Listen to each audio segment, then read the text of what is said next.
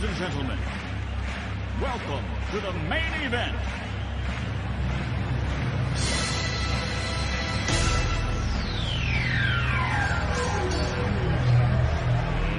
Let's get ready to rumble!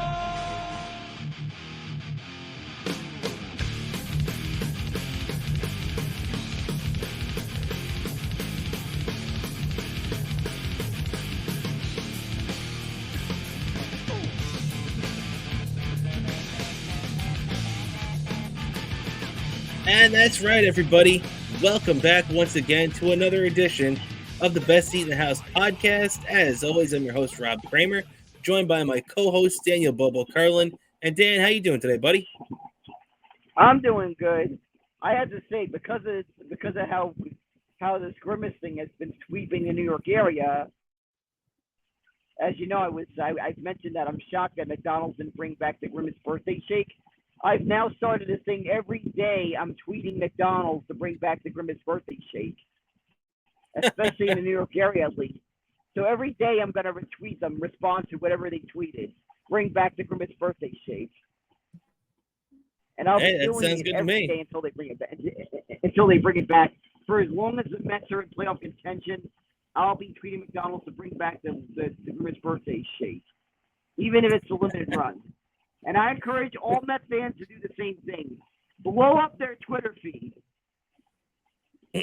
Yeah, man. I mean, the Mets still have that Grimace mojo working. Yeah. They're playing great ball right now, man. Right? What's going on? Yeah, I am, and I feel it's a perfect marketing opportunity for McDonald's, and they're missing out on it. And plus, I'm craving that Grimace shake.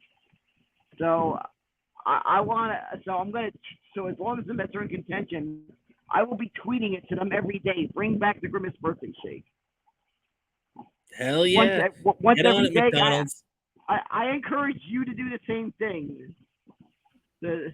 I encourage you to do the same thing. Tell them you want the Grimace birthday shake back on the menu. Yeah, let the Mets stay over 500, then I'll do it. They can't keep their head above water as they keep shitting the bed every time, and Mendoza keeps running the bullpen into the ground. But once they get back over 500, I will join you in that, my friend. And just like I said, I'm a man of my word on this show about a month ago.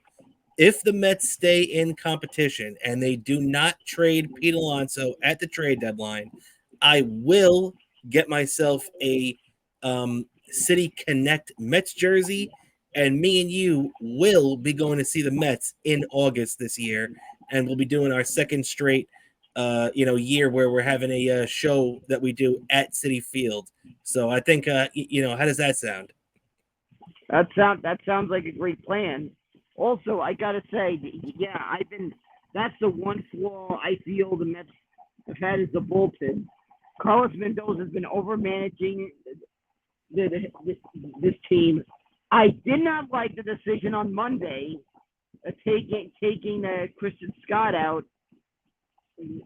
I feel like he took him out one batter too early. He should have let him finish. I feel he should have let him finish the inning. Probably given him one more inning.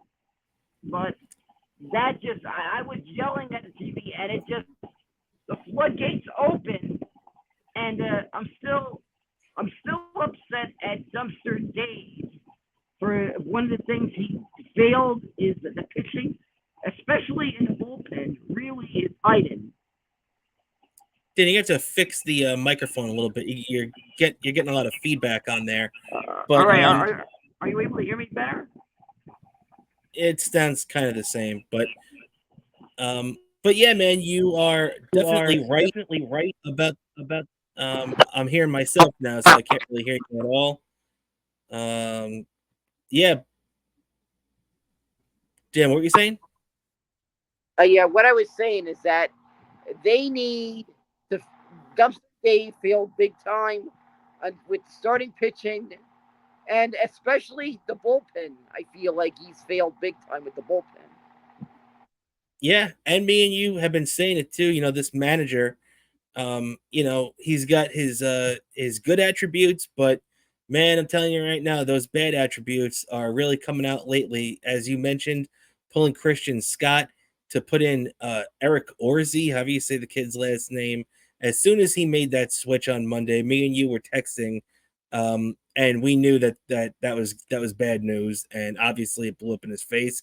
He did the same thing the day before when, even though the Mets won in Pittsburgh on Sunday, he pulled Manaea after 6 great innings, and that was it. Set the bullpen up. Oh no, I'm sorry, it wasn't Manaea. Whoever it was on Sunday that threw the 6 great innings, he pulls him after 89 pitches.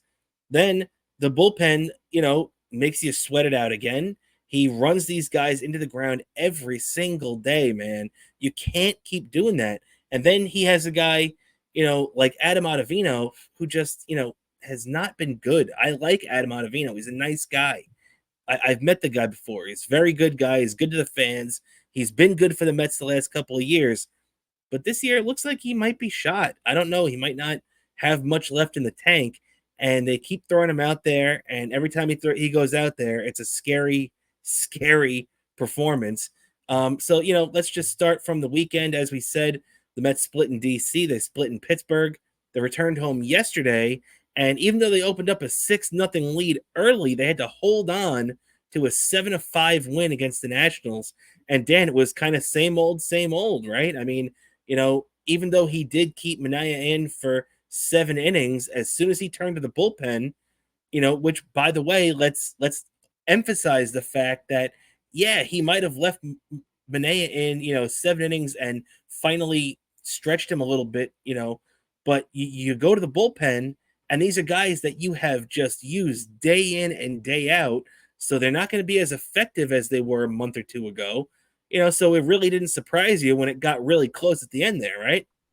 Yeah, exactly. I just feel this bullpen's been overused. I also feel like a couple of things. For one thing, I feel like Edwin Diaz on Saturday's game. I mean, that's the Sunday's game. I feel like they rushed him into the game. I feel like, in terms of preparing to enter the game, I feel like he rushed into the game that time. That late that 8th inning, and then I know it's different. I noticed there was a lot difference in his pitching during that bottom of the ninth. Like, he seemed to be more. How do I say? He looked like he was more warmed up and ready to go than he was. Yeah, well, I think there were a lot of factors in that, Dan, too, because that was the first time that he'd appeared in a game since his 10-game suspension. So, and then on top of that, they throw him in this game where in the 8th inning, I feel like they set him up to fail. Like, you put him in this situation with runners on base that he's only come into a game with runners on base once this year, and he stranded that runner, but he didn't do that in Pittsburgh. He would end up giving the lead back, but the Mets battled back and ended up winning the game anyway, so it really didn't matter. But hey, I'm with you, man. I think they kind of set Diaz up to fail. I don't know if they didn't give him enough time to prepare. I don't know what the deal was. He definitely did look better in the 9th, as you said. But yeah, that definitely got a little scary on Sunday. Yesterday got a little scary, and the bullpen, they are the Mets bullpen right now. It's kind of like a circle where one ends, another begins, and right now that's what we're seeing right now is the Mets trade for Phil Maton from the Tampa Bay Rays for cash. Maton, however you say his name, is a pretty good pitcher. He's about 31 years old. He's a guy that's been around. He's a vet. He's been on contending teams the last couple of years. He's been on non-contending teams. So this is a guy that knows the ins and the outs of the game. He should come in and provide a little support for that bullpen. And when I say a little, I mean just that. He's not going to be, a guy that's going to go in there and pull the bullpen together, kind of like, Aroldis Chapman for the Yankees, back in the day, or any of these guys you can just think of that's going to plug in and take a bullpen to the next level. He's not going to be that. He's going to be the type of guy, to come in and just, be a stopgap. And if you look at his numbers too, by the way, he's got really great numbers in the 6th and the 7th inning. And then in the 8th and the 9th inning, he's got an ERA over 9. So I think if Carlos Mendoza knows what he's doing, you use this guy early in the 6th and the 7th. You don't use him late because you're asking for trouble there.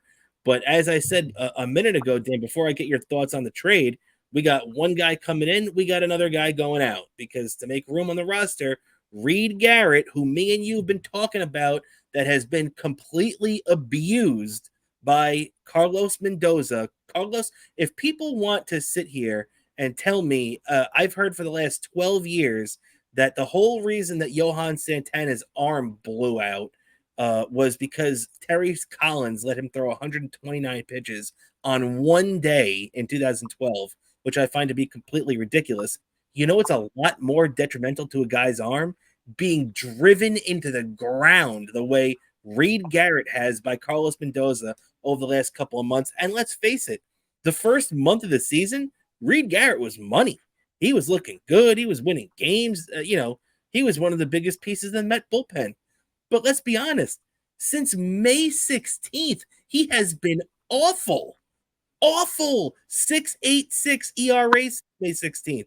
This guy has been one of the worst relief pitchers in the game, and it's because the Mets don't give him any time to get himself back right, get himself together. Now they're sticking him on the DL for what could be 10 days, probably will be more, with quote-unquote elbow inflammation and forearm tightness. That worries me a lot, Dan. I mean, that's a big indictment for Carlos Mendoza, if you ask me. Yeah, I just feel like Carlos Mendoza overworked the bullpen. Probably a couple of instances where he took his starter out too early. And it's cost us. It's costing us with the bullpen. Yeah, and not just taking the starters out early, because obviously that contributes to it. Obviously, that means something to it. But look, we live in a day where guys don't go 9 anymore for the most part. We don't have complete games in baseball anymore. It's a thing of the past. It's kind of like the dodo bird. It's something that you don't see anymore. So I'm not going to kill Carlos Mendoza for maybe an inning here or an inning there, but you have to be smart about the guys you use, man. One of the things that we saw under Buck Showalter in 2022 specifically was a guy that, okay, maybe things in September got a little shaky down the stretch and we kind of questioned a few things. But from April until August, Buck Showalter ran a bullpen better than any manager I've ever seen run a bullpen, at least from a Mets fan's perspective. So, I mean, I know Bobby V used to do great back in the day too. Willie Randolph was pretty good with running the bullpen, but Buck Showalter was phenomenal when it came to running the bullpen. And he just knew that you cannot throw guys 2, 3, 4 days in a row, have them get up every day in the bullpen. You run these guys out. I remember seeing Joe Girardi do that to guys back in the early days of his time with the Marlins and with the Yankees when he was a young manager. And he got better with it throughout the years. But Carlos Mendoza, man, just absolutely abuses these guys in the bullpen. He uses the same guys every day. And then you wonder why we're in mid-July and this guy, Reed Garrett, who started off so well, has an ERA over 6.5 for 2 months, basically. It's not a surprise. Yeah. He's running his bullpen to the ground, and he's got to improve on that heavily during this part, during the last couple of weeks of the season, and during the second half of the season. Yeah. Getting a little nervous. I can't even get calm going into the second half of the season. Yeah, it's true, man. And right now with the win yesterday, the Mets pulled themselves back to 500. So they are currently 90 games into this season, Dan. There's still 70 games left to go, 72 technically. And the Mets, they have to have a great run of them for these last 72 games. The first 90, they're 500. Now, I'm happy with that. I'm happy with 500 right now, only because in May they were 11 games under 500. Let's not forget that at one point in May, this team was 18-29. Horrific. Those first 50 games were pretty damn bad. But since then, they've really turned things around. And there's a couple of guys that I really want to shine a light on too right now, Dan. I got this this little screenshot from X or Twitter, whatever you call it, from a guy that really knows the game very well in Joe Mayo. And let me take this off here so you can see that great little picture right there. But take a look at this, Dan. So Francisco Lindor and Brandon Nimmo, ever since they made the switch to having Lindor in the leadoff spot and Nimmo in the number 2 hole, Lindor, 306, 369 on base percentage, 539 slugging percentage to the tune of a 908 OPS, 18 doubles, 9 home runs, 27 RBIs, and 10 stolen bases. Brandon Nimmo hitting second, 341 with a 437 on base percentage. He's slugging 682 with a 1.119 OPS, 6 doubles, 8 home runs, 26 RBIs, and he swiped 3 bags on top of that too. So, maybe it's a little bit of a coincidence that they both kind of clicked at the same time there, but that's pretty damn clear from those numbers that these are the two guys.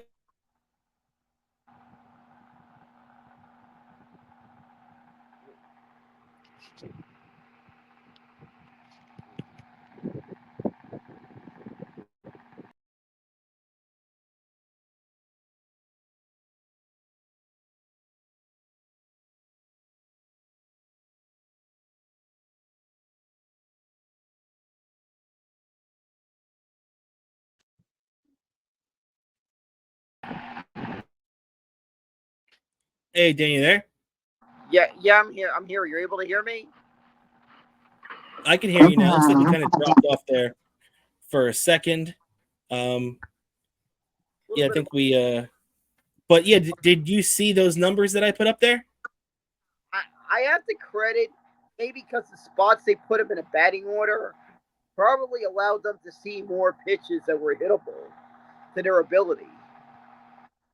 Well, not only that, I feel like they just need to do something different. And I know it sounds really simplistic, but I feel like that had a lot to do with it, man. These guys were kind of just in the same rut, doing the same thing over and over again. And what's that old saying?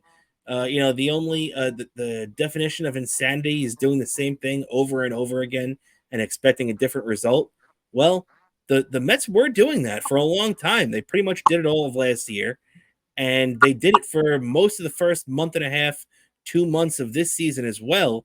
But I feel like when they decide to finally say, you know what, screw it, let's just shake things up. They brought up, a couple of spark plugs in, the catcher and Iglesias with his OMG and everything. So they had a couple of guys, Luis Torrens come in and instill some life in this team. You bring up a kid like Christian Scott, Mark Vientos definitely has given the Mets a little bit of a jolt. So I feel like the fact that they switched things up a little bit definitely helped this club out a lot. Yeah, exactly. And I feel there's a couple of things in addition to maybe some moves that maybe need to be made at the trade deadline, find improvement in some areas. I feel there are some other things in-house that need to be done also in the second half of the season. For one thing, call up, I forgot what's his name. That's the Acuna. I forgot how to pronounce his name. Luis Angel Acuna. Luis Angel Acuna. I'll get it right once he's in the big. I'll eventually get it right. But yeah, Luis Angel Acuna. Got to call it. Now, I don't know about that, Dan. I understand what you're saying, but I mean, right now, if we're looking at the kid's numbers, he's not exactly tearing it up in AAA. He's only 22 years old, and in 81 games at AAA this year for the Mets, he has only 12 doubles, 5 home runs. He's only driven in 31 runs, and he's hitting about 260. So, I don't know. I mean, I don't I don't know what it is. I don't know what they should do with Acuna because I'm just keeping my fingers crossed that he is the type of player that the Mets thought they were getting last year because these numbers in AAA right now aren't really knocking anybody's socks off. Yeah, exactly. He's got to be putting. It might be a situation where he might have to beat a whole year in AAA and then put him on the clock to get to the big leagues next year, probably. Yeah, I could see that. Put him, and he'll be in a front runner for potential, second base or whatever middle infield position that they're going to have him at next year because right now, a lot of people are not very happy with Jeff McNeil, and even if he is on the team next year, McNeil isn't going to be handed that second base job. So, that definitely could be up for it with with Acuna. We'll have to see how he does. But even Dan, real quick, while we're talking about guys the Mets got last year at the trade deadline. So obviously Scherzer went to Texas and Acuna came back, and that was the only player. It was straight up for Acuna. When the Mets sent Justin Verlander to the Houston Astros, they got back a couple of players themselves. And I mean, to be honest, I haven't been exactly blown away with what these guys have been doing either at the minor league level right now. I mean, right now you have one of the guys, Ryan Clifford, who's a big left-handed first baseman that the Mets are looking at right now. Ryan Clifford has not had a great year. I mean, he's been hot the last couple of weeks where I see people posting, oh, he's got home runs, this and that. But look at this. He's playing for Binghamton right now. And this is one of the big prospects the Mets got back. And he's hitting 210 with 10 home runs and 27 RBIs. Like, are you kidding me? And the other guy who they got back, it was Ryan Clifford and Drew Gilbert, has only played in 5 games, and he's been on the DL since mid-April. So, these 3 guys that everybody was talking up really aren't playing too great in 2024. Yeah, exactly. It's like I feel like they got in duds for whatever they did, and at, like we're not going to have to pay Verlander next year. That whole situation. Yeah, they might have dodged the bullet on that one. Yeah. The other thing is the Mets might might have to trade their surplus in catchers and shortstop. Yeah, well, they're gonna have to figure something out with that. I think that's what they need to might have to move for the needs in the starting pitching and bullpen. Yeah, I'm with you, man. I'm with you. And as we look ahead now to see what the Mets are, what's going on with them and everything. Right now, the Mets are playing the Nationals. First pitch was just a few minutes ago as we're recording this right now on Wednesday night. If you're listening to this on Thursday, they'll be getting set for the finale of this series tomorrow. But Mets and the Nationals playing right now. It's Corbin against Severino tonight. And right now, as we speak right now, OMG, Dan, OMG, Brandon Nimmo, the red hot Brandon Nimmo just crushed one off National starter Patrick Corbin, and the Mets jump out to a 1-0 lead in the first inning. That's pretty damn good, right? Feeling pretty good right now off the bat. Pretty good. Raise the apple, baby. Raise the apple. You got that right. And I don't know. The Mets are wearing the black jerseys tonight. I kind of liked it when they only kept it on Friday. What do you think about that? I don't know what's weird. I always think it's weird when they wear them outside of Friday. I don't mind them wearing it on Friday. If anything, if they're gonna wear a weird choice of jersey outside of Friday, the day they normally wear it, I think I noticed on the promotion, and I might have to buy one of these on eBay because I don't have one of these. The Mercury Mets cap. I noticed they're giving away a throwback Mike Piazza jersey, Mercury Mets from when they did that weird promotion back in the day. In '99, yeah, 25 years ago. Yeah, I was at that game, but by the time I got there, they ran out of the hats they were giving out that day. I might have to buy one to go with that that jersey they're giving out that day. Very cool. And speaking of that, actually, 25 years ago today, I believe me and you were both in the building because I believe I remember you saying that you were also at this game, the Matt Franco game, where the Mets came back against Mariano Rivera, defeated the Yankees on July 10th, 1999. The game winning base hit by Matt Franco, scoring Ricky Henderson and Edgardo Alfonso to cap one of the best games I've ever attended live. I'll still never forget the 3-run shot that Mike Piazza hit to tie the game off Ramiro Mendoza in the 7th inning. 480 feet he crushed that one. And you were in the house for that one today, 25 years ago, right, Dan? Yeah, I was there.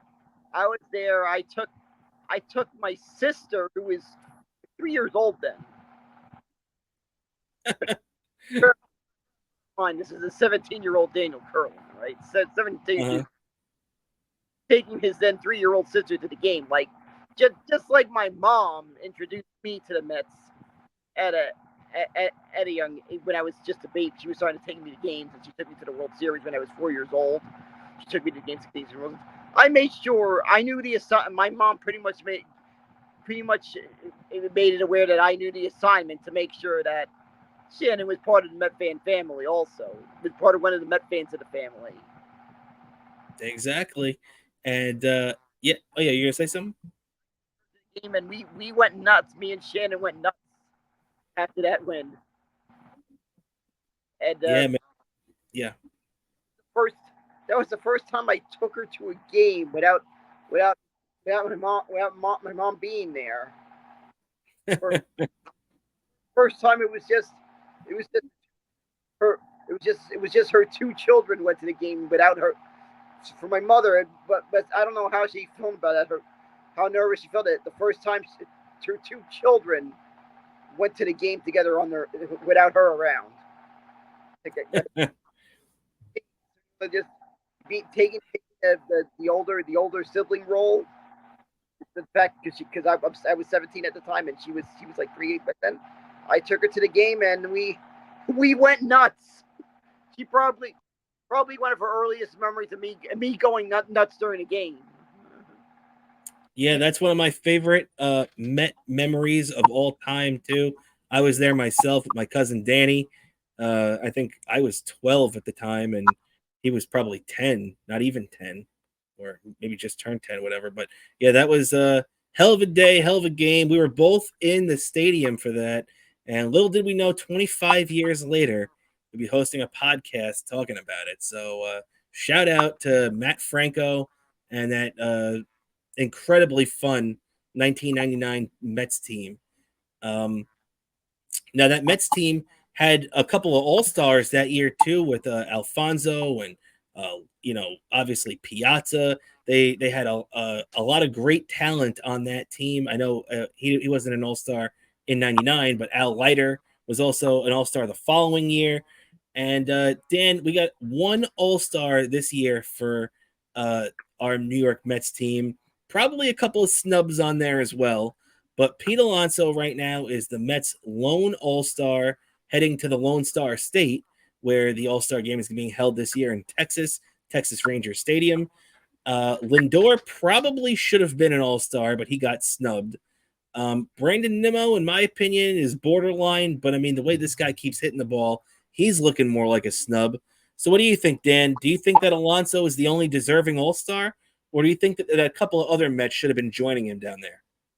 I think maybe Lindor should have been joining. Also, maybe it's a product of how it turned up. I feel like I know, like a couple of years ago when there was, for example, remember in 2022 the Mets were in first place by a lot. Maybe that influenced the amount of Met players you saw there. Let me think. Let me try to remember. I think there was 4 Met players, if I'm correct. Yeah, I think it was who'd they have again? It was Alonso. When Yeah, Lindor was there. Lindor didn't make it to that All. Lindor wasn't on that All-Star. Alonso Are you sure? I'm pretty sure Lindor was. Lindor being there. I remember the photo was Alonso, Sterling Marte, and Diaz and Jeff McNeil. Yeah, McNeil was there too. That's true. And I think the record for Mets in the All-Star game was 6, which was happened twice in 1986, 2006. Both years 2006. Yep.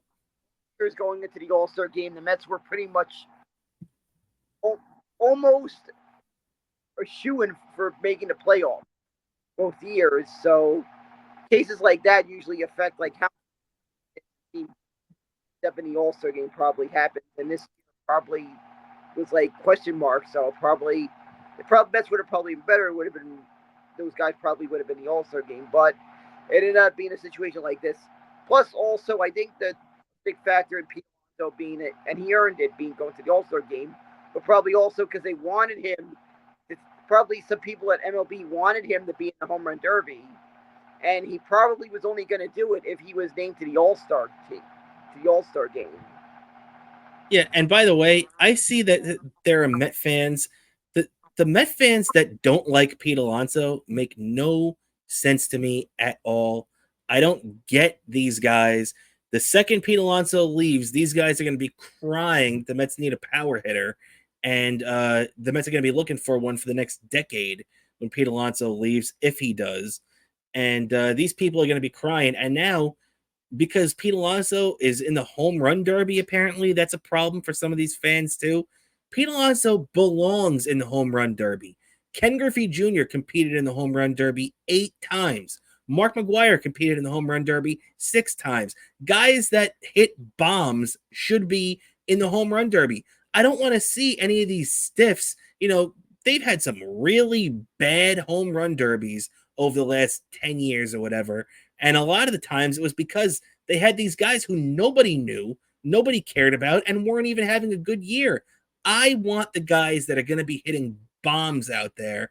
I don't want any of these stiffs, right? So give me Pete Alonso if we're doing a home run derby, right?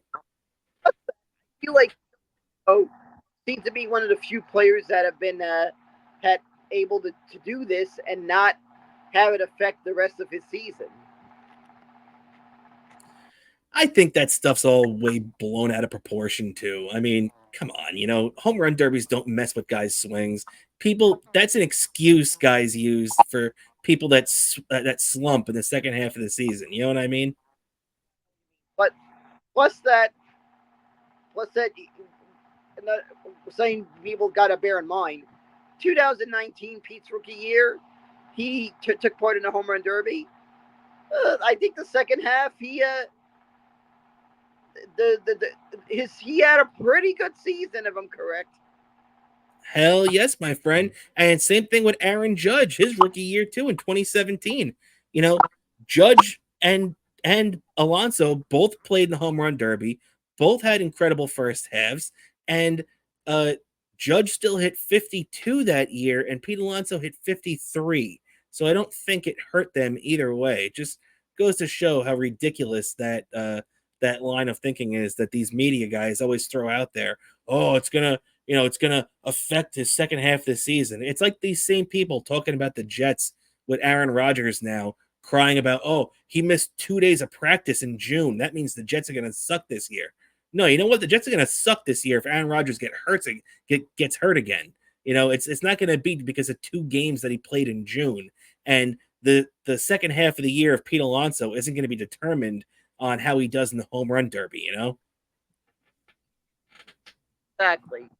Also, I have to give credit at something that I heard Pete Alonso does during these home run derbies. During the home run derbies, each participant, when it's their turn, the balls that are used during that player's turn, the players usually sign a certain amount of those balls. So some people who end up, when those balls end up in the stands, they end up with a ball signed by one of the home run derby participants. Usually, a lot of these guys, the MLB just has them sign just a certain amount of them. Pete took it to his own hands, signed every one of those balls that were used when it was his turn. during the home run derby. That's awesome. Pete is a good guy, and I don't understand these Met fans that want to, and there are a few of them that want to run this guy out of town. You don't deserve to be Met fans. You don't deserve to root for this team if you want to run that guy out of town. Yeah, exactly. Also, I have to say, as you know, I attended the All-Star games in 08 and 2013.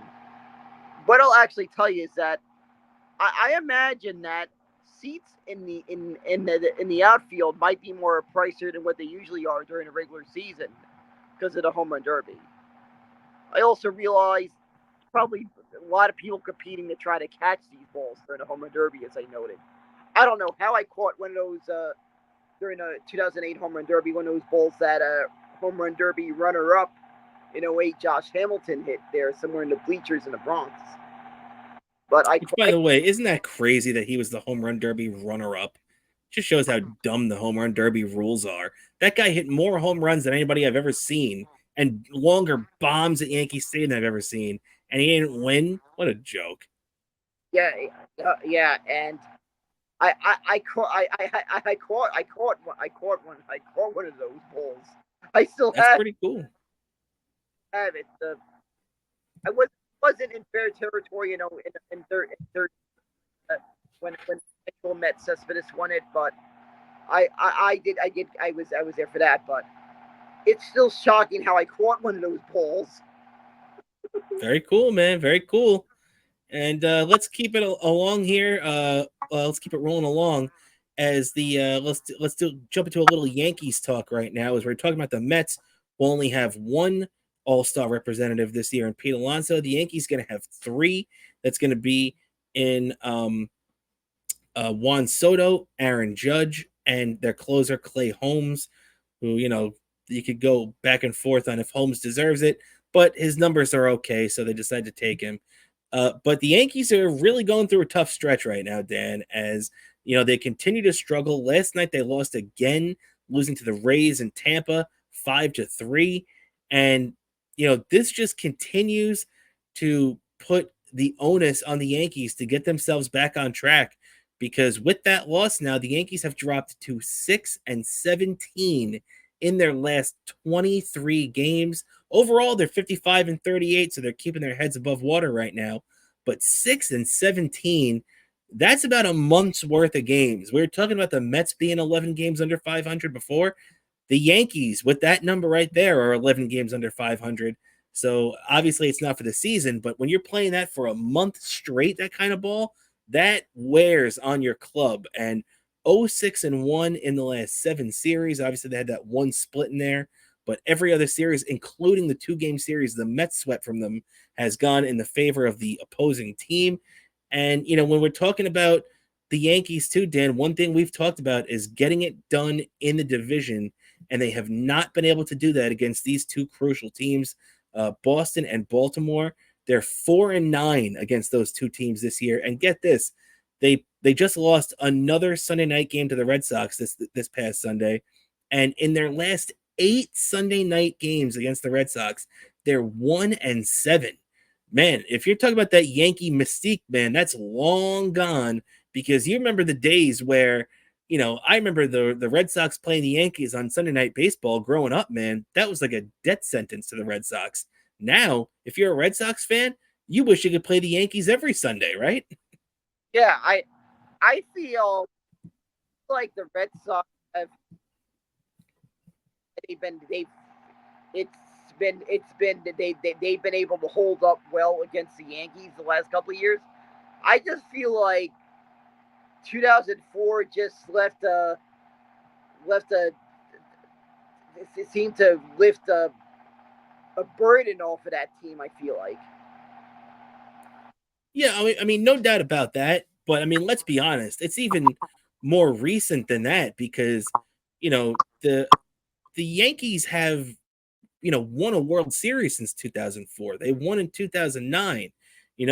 They've had their way with the Red Sox at times, even during those years, and even in years after that, when the Red Sox weren't as good, even though the Red Sox still won 2 more championships since then, in 13 and 18. the Yankees have had pretty good teams throughout that whole time period. And, it's really interesting to see how these two teams have lined up. And yeah, I'm sure if we were going to go back on the calendar and mark where it all started, that 2004 ALCS, you could pretty much circle right there, like you said. But I think it's even more recent than that because, like, it feels like even going back to that 2018 season, in my opinion, is where a lot of things changed. Where, the Red Sox beat the Yankees in that first round. And the Yankees, I feel like a couple of players on that team too, specifically JD Martinez and Chris Sale, in a past life where George Steinbrenner was running the Yankees, would have been in pinstripes, and maybe that 2018 Yankees team would have won the World Series that year. So it's just real interesting to me, Dan, to see even in recent history how the Red Sox have still gotten one up on the Yankees, Yeah, I just feel that. The other thing I feel is that I feel like the team is just undermining their opponents. Like like I feel like they're just trying to coast and not having their foot on the gas. Do you think kind of underestimating them a little bit? Yeah, that's what I feel like is happening also. They're underestimating it, especially the fact that they're competing for the division with the Baltimore team that's winning games at the same pace as they are. I feel and they're in a situation similar with the Mets when when both the Mets and the Braves were on a 100 pace in the same division at the same time. Yeah, it's true, man. And for the Yankees, it might not even be underestimating specific opponents. Maybe, like you said, maybe it's just underestimating all opponents too. Because look at this. This is another damning stat for the Yankees and Aaron Boone. They have not only lost their last 7 series, they have lost their last 4 rubber games in the series. Which, if you're not familiar with that baseball vernacular, the rubber game of the series would mean that if it's a 3-game series and the team splits and each team splits the first 2 games, that final 3rd game is the rubber game of the series, which determines who wins that series. And the Yankees have now lost the last 4. The Yankees used to eat rubber games for breakfast. They could sleepwalk their way through winning those big time rubber games. And those are the games that really determine how far you go in the season, in a regular season. You have to win those rubber games, and the Yankees are just not doing that right now. And last night wasn't a rubber game, but a guy that's really contributing to that right now and the Yankees' lack of success overall is Carlos Rodon, a guy who early on in the year we were lauding as a guy who completely turned it around for them. Let's not forget, we're looking at his numbers right now.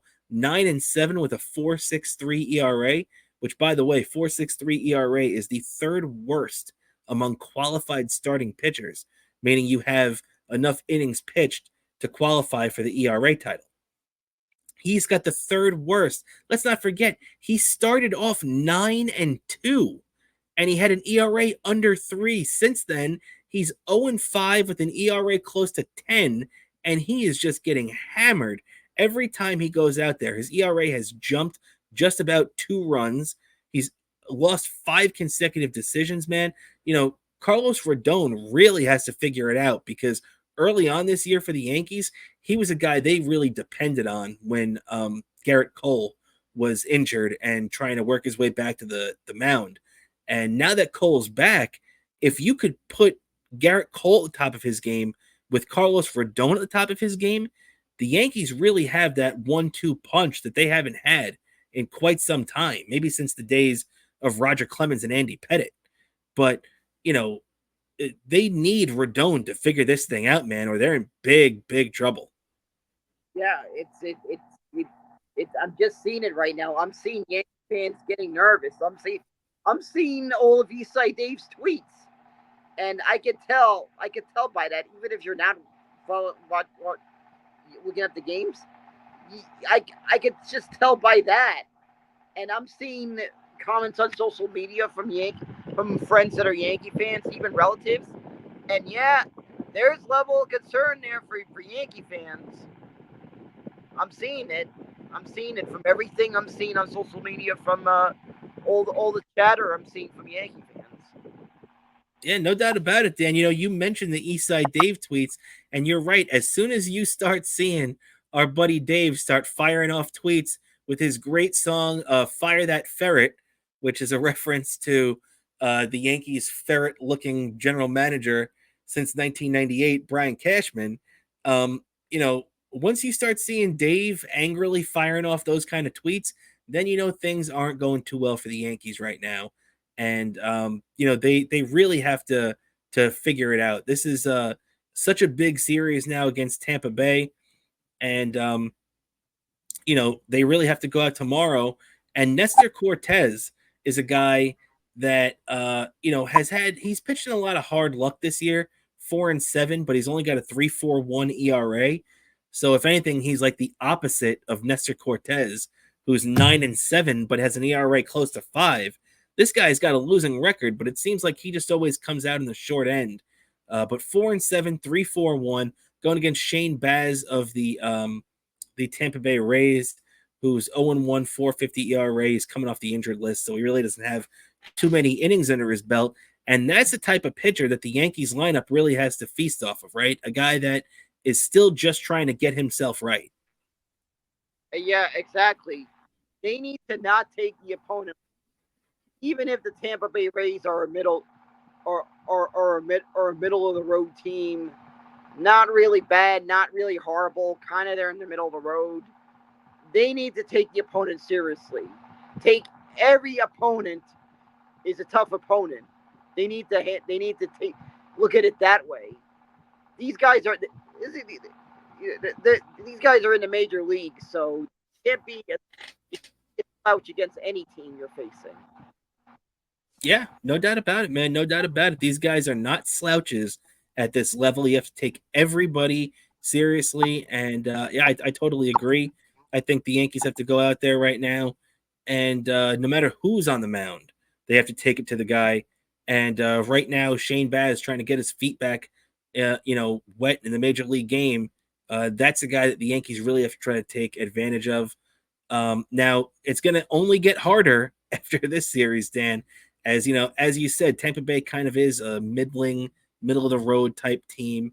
They're not too good, not too bad, like you just said. You hit the nail on the head, but it's really gonna be turned up this weekend as they go to Baltimore to wrap up the first half, 3-game set with the first place Orioles, who they currently trail by 3 games.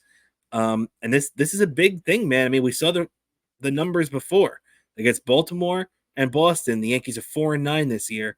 So they're really going to have, I mean, to be honest, I think anything less for the Yankees than going into Baltimore and taking 2 out of 3, because look, you can't expect a sweep, against a really good team like that, especially on the road. But anything less than taking 2 out of 3 for the Yankees is just bad news for them, right? Yeah, I feel if they don't win this series, they will be in a huge hole. If they don't win this series against Baltimore. I also have to say, from what I know some people in the Baltimore area. Normally, it seems like there's it seems mostly Yankee fans that seem to be showing up at Camden Yards or any series. From what I hear chatter, I've never quite haven't gotten around to going to that ballpark yet, but that's what I hear. I have a feeling this time there might be a lot more Oriole fans showing up to this game. Oh yeah, man. I mean, why wouldn't there be? All those times that we have been used to Yankee fans taking over Camden Yards. A lot of those years the Orioles were a bad team and the Yankees were on the road to the playoffs. So, the script is kind of flipped right now when you look at it and say, hey, the Orioles are possibly one of the outside of the Dodgers, because that's just ridiculous. But if you look at the rest of the major league teams, the Orioles might be the most talented team not named the Dodgers, right? Yeah, exactly. So it might be different. It's a different circumstances than what some of these Yankee fans are used to. Because I've seen my neighbor's a Yankee fan. He would usually get those tickets dirt cheap when he makes that trip every year. Yeah, exactly. Yeah, you're right. He probably paid a little bit more to do that trip because he usually does that trip because he usually visits a relative out there. So it's probably paid a little bit more for tickets there than he usually does. I'm sure. I'm sure he did because the Orioles are finally a hot ticket in town, and good for them. It's always fun to watch that team rise from the ashes because they're such a well built team now from the ground up. Got to give them credit. And Dan, I think that's just about going to do it for us today. One more thing before we get out of here, though, as we round down the end of the show here. Obviously we're in July. We're coming up on the All-Star game next week. We've been talking about snubs and all this stuff all week, but we know that as soon as we come back from the All-Star break, everything shifts to getting ready for the playoffs. Um, you know, trying to get your roster set, and specifically getting your roster set at the trade deadline. Now, Dan, I want to ask you this to close out the show today. Me and you both going to answer this one. Who needs to make a deadline deal more, the Mets or the Yankees? And by that, I mean, obviously, like an impactful deadline deal. If you are sitting here right now looking at both teams and how they've performed, which team do you say needs more of a kick in the ass right now, in a good way, the Mets or the Yankees? I feel the Mets need to make a bigger move, even more than the Yankees, just because the Mets are on like the outside trying to get over that hump. It might be the Mets that need to make that big splash even more. I get it. That definitely makes a lot of sense what you're saying. And if you're asking me what I'd like to see more, I'd like to see the Mets make a move a lot more than the Yankees. But to be honest, Dan, for the Mets right now, I don't think you can say our focus is winning the division, right? I mean, the Phillies are kind of running away with the thing right now. The Mets are 13 games out. So I don't think anybody is really thinking about the division. I think right now, um, the Mets can, even as annoying as it is with them running these guys in, and we know they need help. I think the Mets could go on a run right now and be a 500 team competing for the playoffs. Even if you look at um, the Diamondbacks from last year, who were the National League champions, they were only 84 and 78. I think the Mets could definitely be somewhere around there and in contention late in the season. But the thing is, nobody expects the Mets to win the World Series this year. On the other hand, the Yankees right now, especially the way they started and having Soto for potentially just 1 year, the Yankees are all in. Just like our New York Rangers are going to be all in next year after so far a very disappointing start to free agency and this offseason, which we'll talk about at a different time. But Dan, I mean, I think realistically, as much as the Mets could use help and they could make the playoffs and everything we just said, the Yankees desperately need it because the Yankees have to bring in people here. The Yankees can't just let's put it this way, right? Especially with how the Mets season starts, let's just say the Mets get maybe one or two middling little pieces and the Mets make the playoffs and lose in the first round. We'd be disappointed, but we'd also be happy that we saw the Mets go on a run at the end of the year and make the playoffs, even as disappointing as it would be to lose in the first round. If the Yankees make the playoffs and lose in the first round, it's another disaster. You know what I mean? Because now they've just wasted a year of probably the only year they're going to have Soto, unless they really pay up big. And they're only going to have that 1 year of Soto. And there's a whole bunch of other different factors that you have to put into this right now. Who knows what's going on? Who knows what the team's going to look like next year? So if you ask me, Dan, I think there should be a lot more desperation for the Yankees to make a move than the Mets. What do you think about that? Yeah, I kind of do that all. Yeah. So, all right. I think that's on that note. I think that's just about going to do it for us here today, everybody. Before we get out of here, Dan, do you have anything like to plug for yourself? Sure, I have to plug. I have to plug my Twitter account Bobo103NYC, Instagram Bobo718DK. Also the my it's also on that's also my username on Threads Bobo718DK. Also my YouTube account. It's one word, Daniel Curlin. Everything you see, you got Eddie. If you subscribe to the Best Seat in the House podcast Patreon, not only do you get our Patreon exclusive show, you get 2 weeks early access to my YouTube videos. So you definitely want to subscribe to that to get early access next time I post a video on YouTube. You guys get early access. You also might get early access to some little Best Seat in the House podcast content I'm working on with some I'm working on with some people that I'm working on getting to film something for the show. You'll get early access to it. Very cool. So make sure to check that out with Dan, and obviously our Patreon, as he said, where Patreon $5. We appreciate anybody that signs up and supports us. Patreon.com/Best Seat in the House podcast. So also don't forget, as you can see on the bottom there, I just switched it up. Don't forget to obviously if you haven't already, give us a like, comment, follow us on and subscribe on YouTube, on Twitter, bsit_podcast, and also on Instagram, Best Seat in the House podcast. Don't forget to check us out on Kick and Twitch as well. We're on there, both platforms, so you can check us out on really any of the platforms you want. Also, if you want to listen to our podcast, we're on Apple, we're on Spotify, we're all over the place. So, and if you can't find us on anywhere, just tweet us and we'll let you know exactly where to find us. So at bsit_podcast. And yeah, that's gonna do it for us this week, everybody. Want to thank everybody so much for tuning in. As always, I'm your co-host, Rob Cramer, along with my co-host, Daniel Bobo Curlin, and we'll catch you next week, everybody, on the Best Seat in the House podcast.